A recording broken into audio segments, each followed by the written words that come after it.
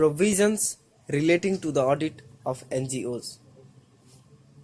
Continuing our discussion of the audit of NGOs, we will cover the various provisions relating to the audit of NGOs and some things an auditor should concentrate while auditing the book of an NGO. A non-governmental organization is basically a legally constituted organization which is operated by legal persons who act independently from any government. In those cases where the NGOs are funded partially or completely by the government, the NGO has to exonerate the government representatives from any membership in the organization in order to sustain its non-governmental status. Let us begin our topic of the day without any further ado. Provisions of appointing an auditor. The auditors of an NGO registered under the Societies Registration Act 1860 or under any law corresponding to this act in force in any part of India or the Indian Trust Act 1882 are normally appointed by the management of the society or the trust.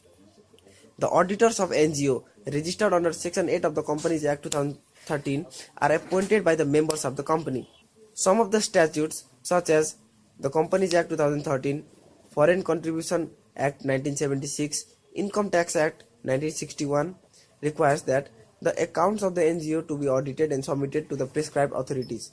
And since the NGOs usually have the benefits of various tax exemptions and deductions, failure to comply may lead to the forfeiture of such benefits for an NGO. In the case of NGO PDAs, different statutes have been specified under certain audit reports.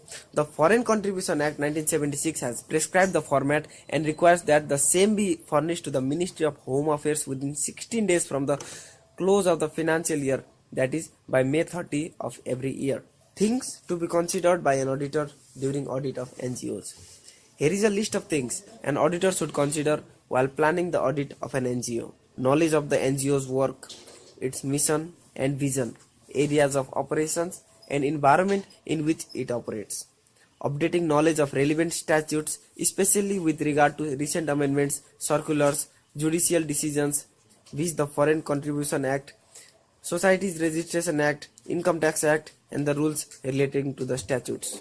Reviewing the legal form of the organization and its memorandum of association, articles of associations, rules and regulations.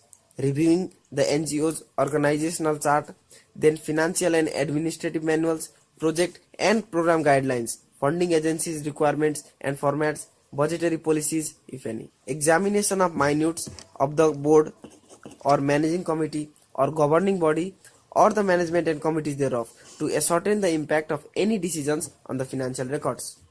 To study the accounting system, procedures, internal controls and internal checks existing for the NGO and verify their applicability.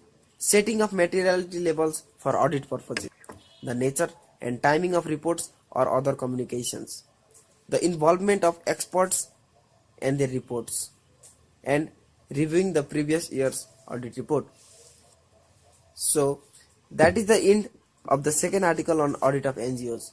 We shall continue this topic in the next article on the material items of assets and liabilities that an auditor should consider during his course of audit. Stay tuned for that. If you have any concern, doubts or suggestions, let me know. Just click on Ask Question at the left panel of your screen. Thank you very much.